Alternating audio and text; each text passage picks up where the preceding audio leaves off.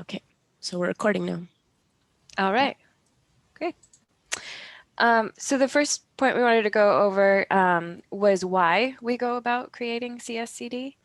And so here are some of the major reasons that we heard in the beginning, and these started around 15 years ago as to why this was actually needed as a data set. So the California Department of Education does publish information online. They have a table that you can download at any point, and that's ongoing. They update that as changes occur. But one thing that we found is that the point level is often not enough detail for some folks that are working in very community-based projects versus a county or a statewide project.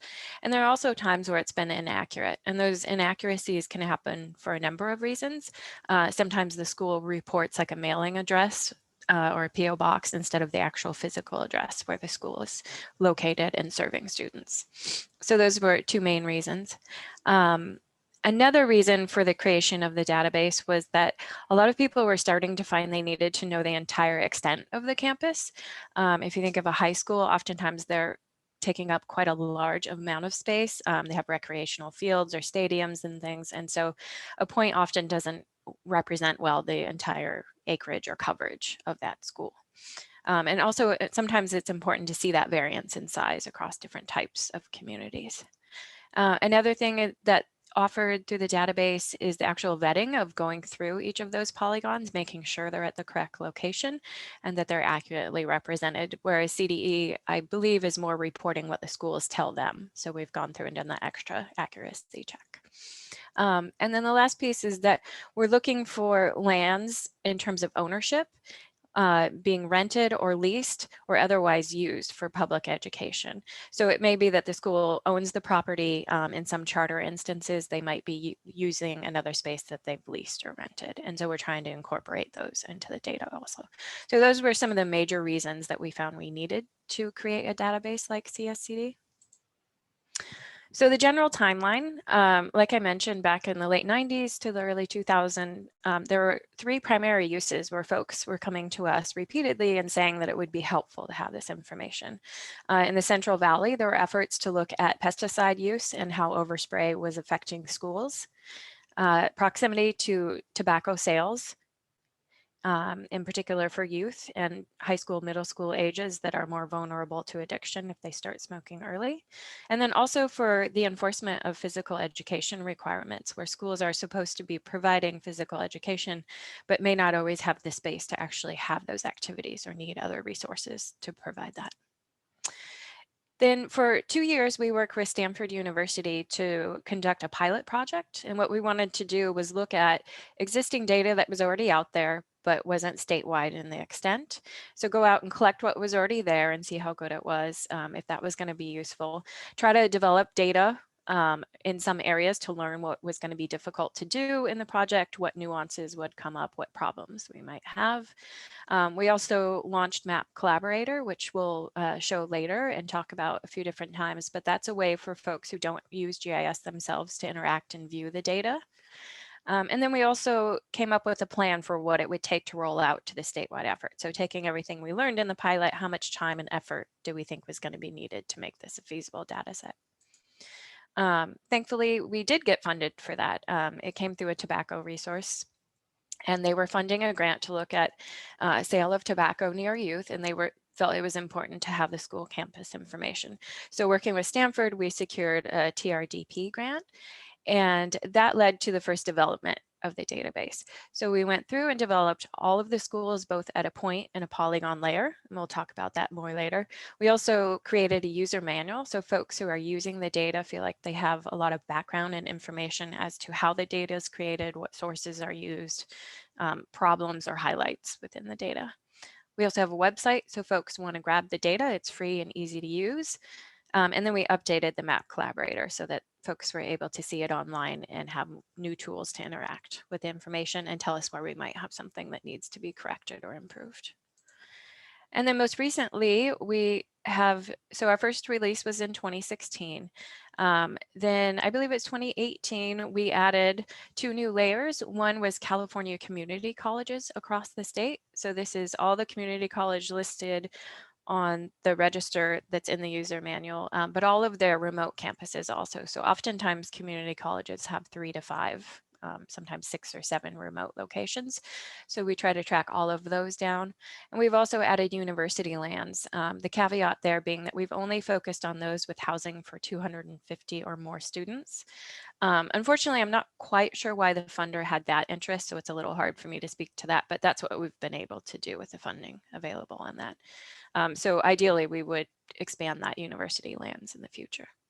And then the past year, we focused on doing a full update. So from 2016 to 2021, there were quite a number of changes in schools across the state. We've gone back and done that full update, removing schools that closed, add new ones, change levels and things that happened.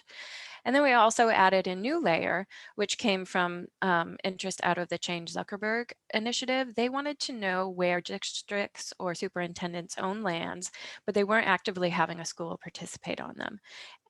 So they weren't educating K through 12 students. And the interest there was that there might be some options for housing in areas that are housing stressed at the time.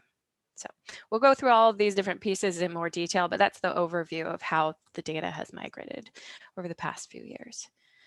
So guiding principles, once we started, we felt like we really wanted this to be open data. And for that, that meant to us that this should be free data that anyone could go download without restriction, shouldn't be difficult to do. We wanted it online so folks could use that, look at the data and review information out of it, even if they don't have ESRI or other GIS such as QGIS platforms installed. Like I said, the user manual documenting where the data came from and how accurate it is. We also wanted a flexible database design. So we find people want to use this in hundreds of different ways. So we wanted to standardize it so they could join other information to it.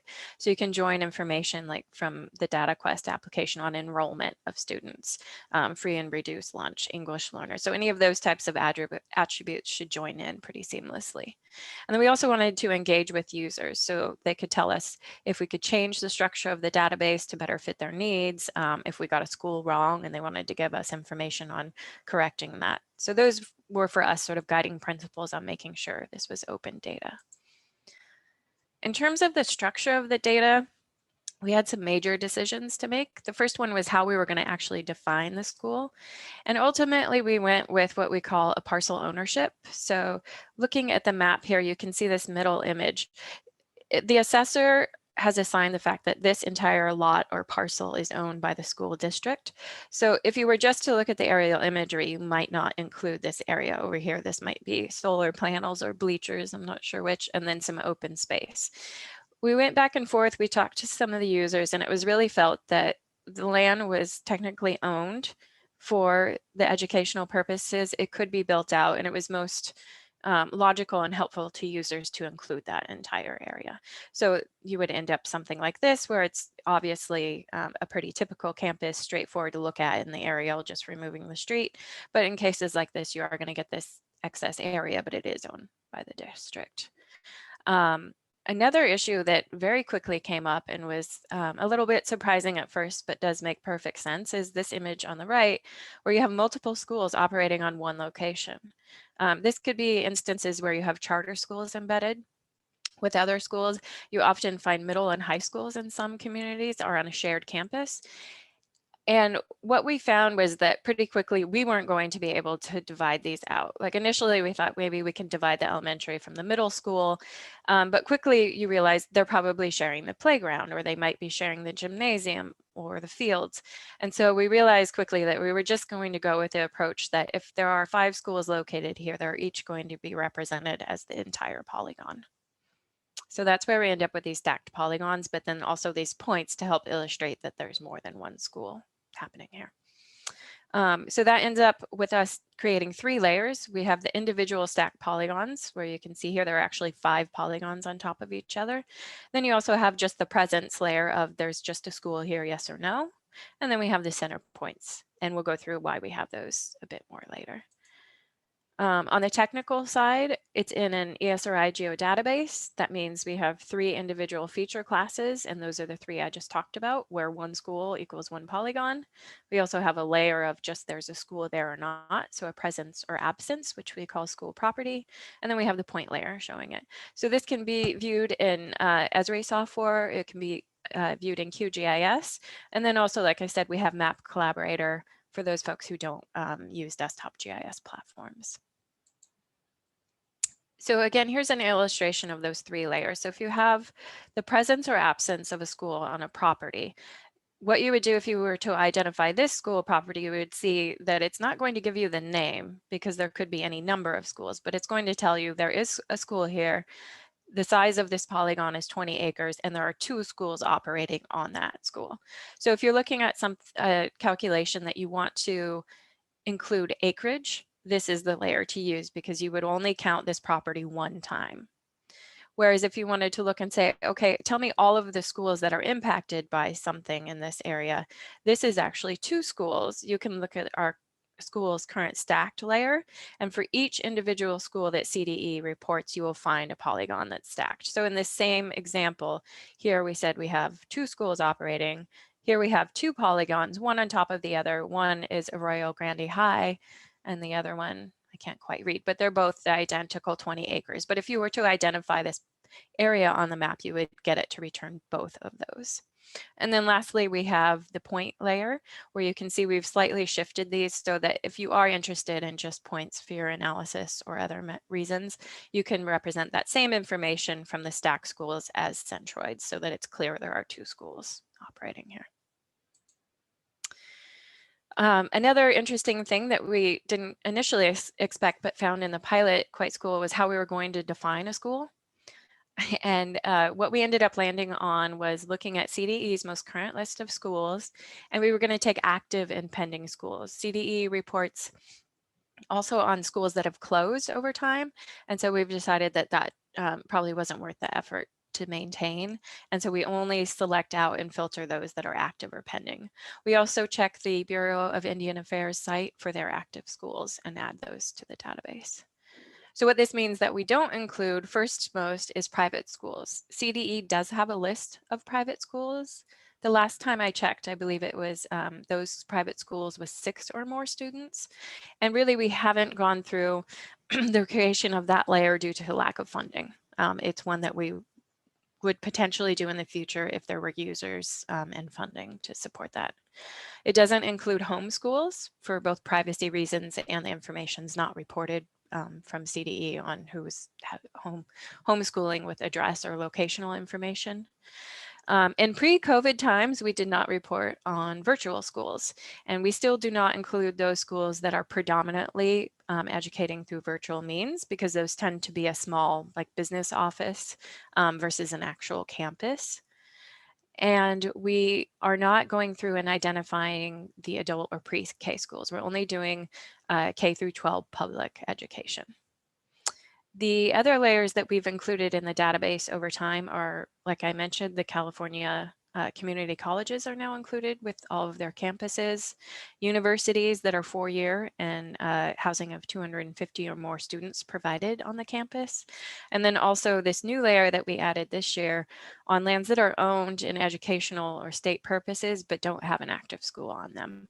So that would have things like closed schools now or superintendent offices, Office of Education, or other just district lands that are owned but not used by districts for K through 12 education right now. So the process that we went about here to build the database back in the 2012-13 timeframe, we went out and collected everything we could that already existed. So California Department of Health had a layer in the Central Valley related to pesticide. They had already gone out and tried to develop these boundaries for some schools, and they were kind enough to share that with us. We also found 3 counties, there might have been a few more, but at least 3 counties that had data themselves on the schools at a polygon level. So we brought that information in, and then we went through the CDE list and pulled out all those schools with lat long and their address and just started working through them to find out where the schools were located, looking at them on the map and confirming that they were actually on the property owned by the school district or leased by it. So once we went through that initial step, we did some quality control. Like I said, on the generating the data, we had a set of established reference layer because we're trying to build from actual ownership in most cases. We start at the assessor parcel level for that and build up from that geometry. So if a parcel, oftentimes a school can be comprised of multiple parcels. If that is the case, we merge them together. So if there were 5 parcels that built up to one school, we would collect all 5 of those and then merge them into one polygon for simplicity.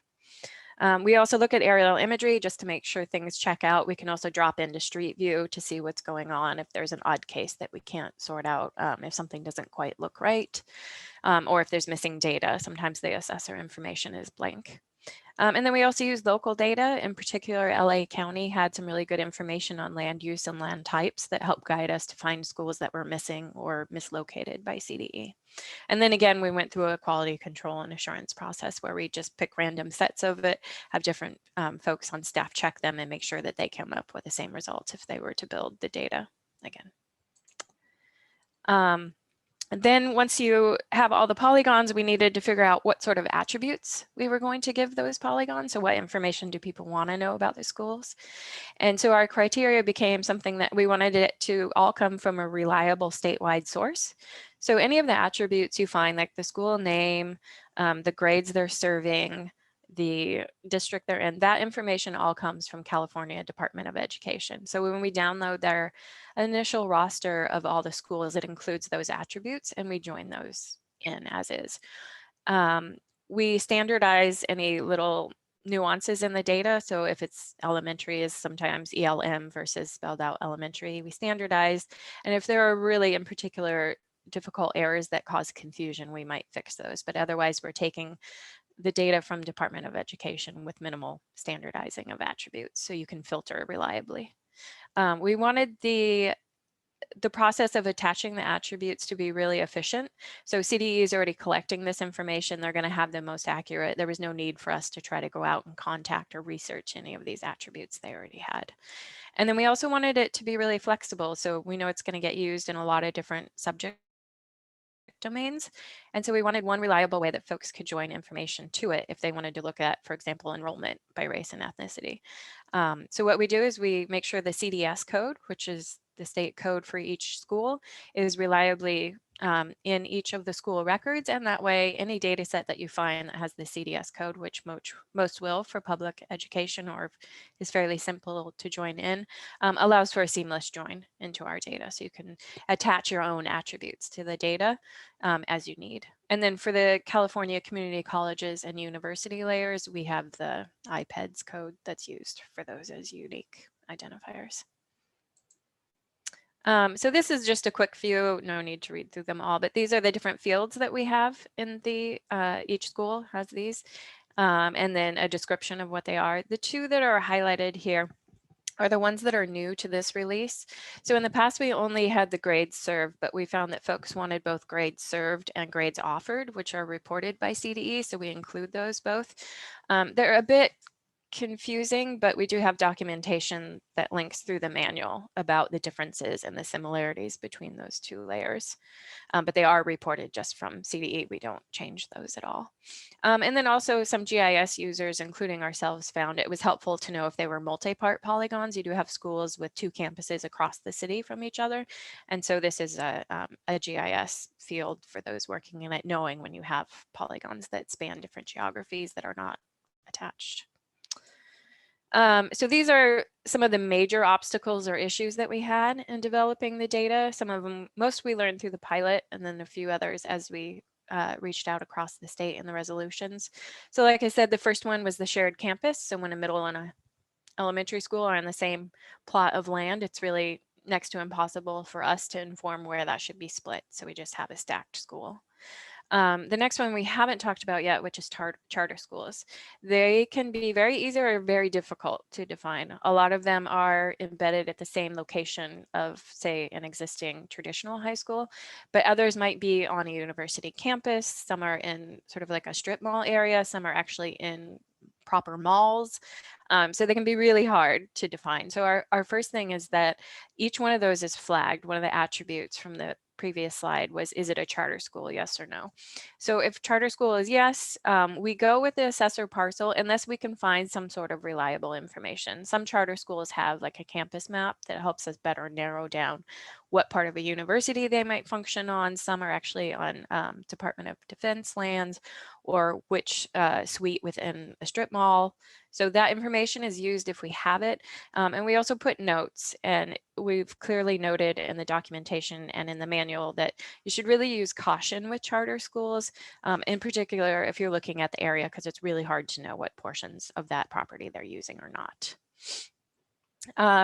There are instances where schools have multiple campuses, and this happens again often in charters where they have multiple school locations, but CDE has only assigned them one CDS code.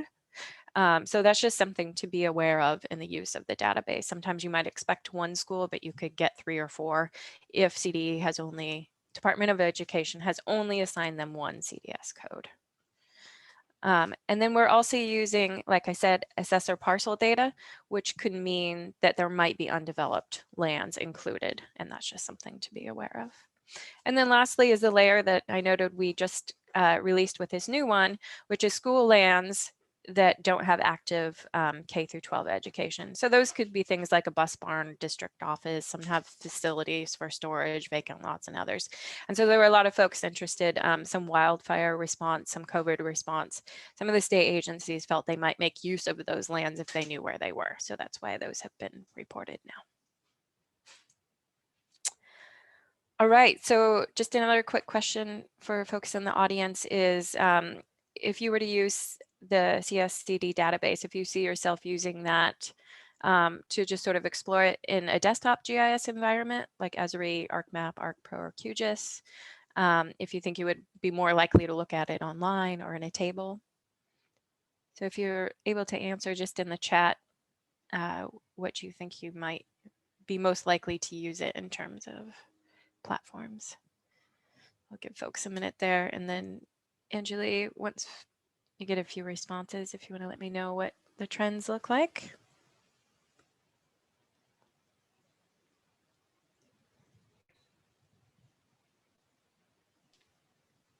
So you've got a couple online and a GIS analysis.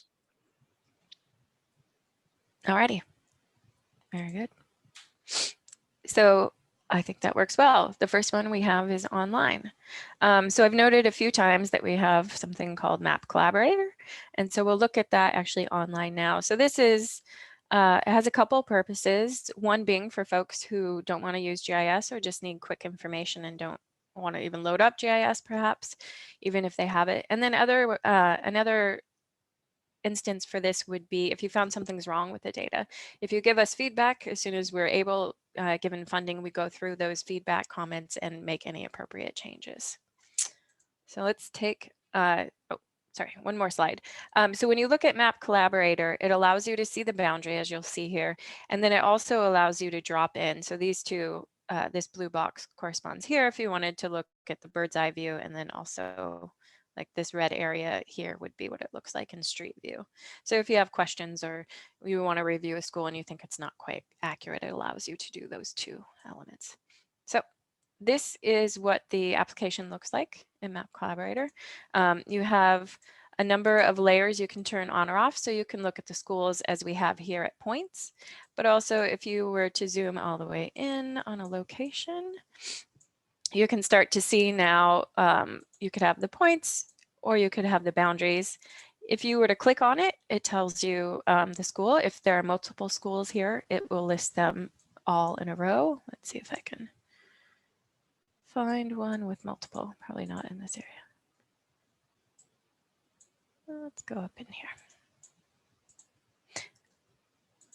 All right, well, here we go. So here's an instance where I've clicked here and there are actually 1, 2, 3 schools operating on this school.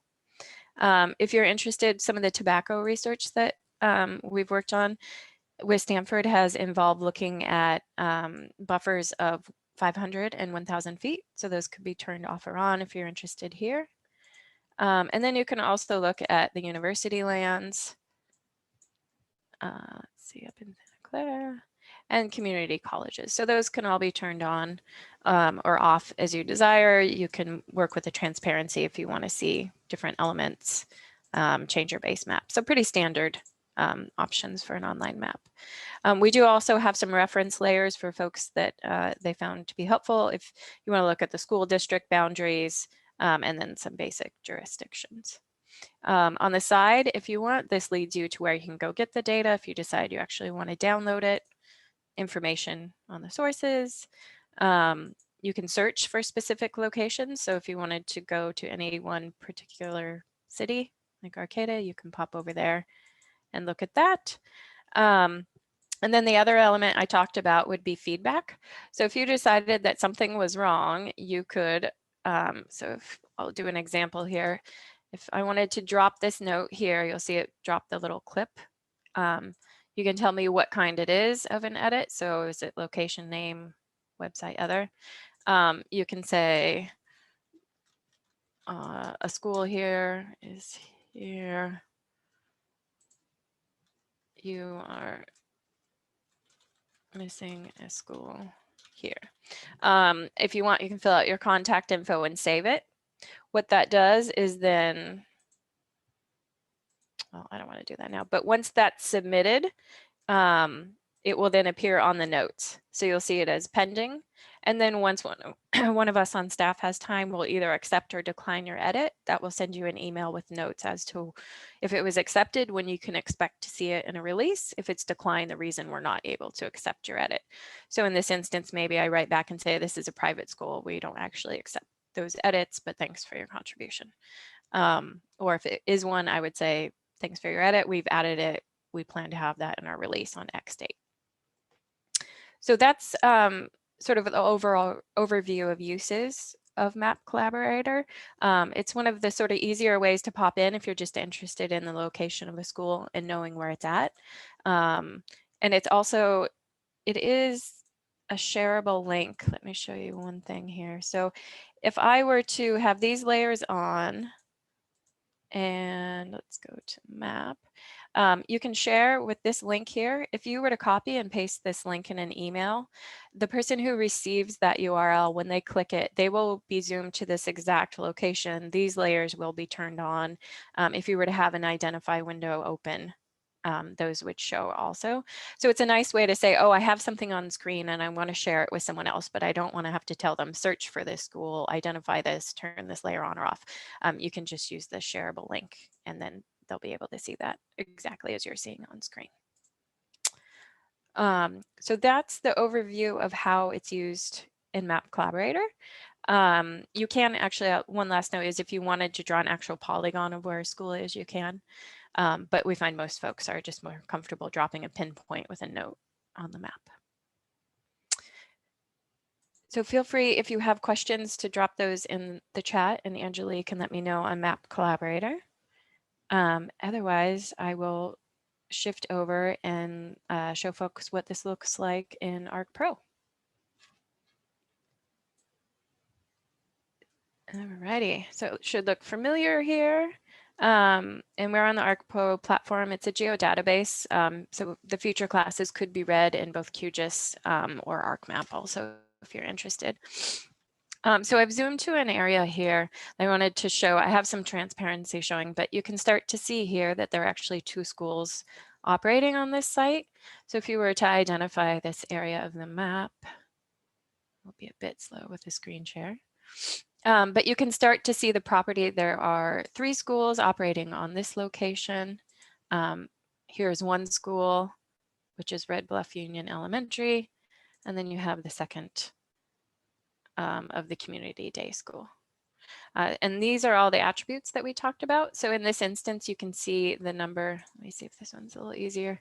So we have an ROC or ROP, I believe they're called, and the level of high school, but it's operating on the same as a school that offers elementary through high combination. You can see that we took this from the parcel data, and the year that we last looked at that parcel alignment was 2012. The address as reported to CDE is here. It's a public school, traditional in type, and yes, it is a charter. And then here are the newer fields I talked about, the grades being served at this location. Any questions on either the GIS or the ARC map side? This is the probably most useful for folks who want to run statistics or spatial analysis. This is when you would pull it into a GIS platform. And let me zoom out here, give you a sense of how that looks. So on a statewide scale.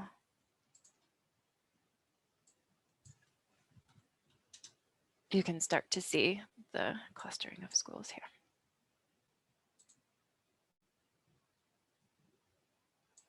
Alrighty, we'll keep moving along. So disciplines, this is where we found the data used. When folks download the data, we ask, but don't require that they give us their name, their email, and what they think they might do with the data. So these are a variety of responses sort of categorized. There's a little bit of overlap between things. Two of the ones that we found were pretty relevant after the first release, but we're a little surprised, the fire exposure. It was used at times when there have been large wildfires in California to understand the impacts of schools, but then also the ability of schools to potentially serve as community resources to hand out or house folks when needed. And then we have tobacco availability, as we said, and pesticide, which were early on. We have noticed some folks interested in school assignments and how that relates, park access, so any number of things here. We're always happy to hear about it. If you're willing to put in notes or just drop us an email about what you're doing with the data, it does help us for longer term funding to understand how it's used and how we might change the database. So here are a couple of just examples. I did some quick searching on Google in terms of how folks are using the database. So here's an example of fire in relation to UC Santa Cruz and how close it was becoming.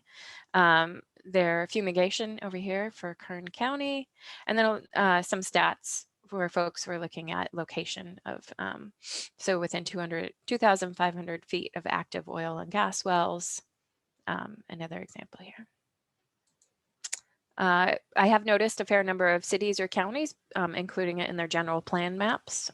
So information as to where their educational sites are. You can see those outlined in blue here. Walkability indexing, areas around the school that you would expect you're probably getting children walking with frequency.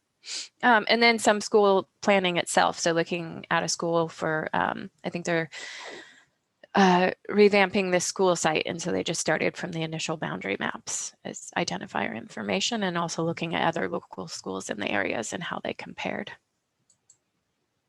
So we can look at a couple of those examples online here. Grab the right window. Let's see.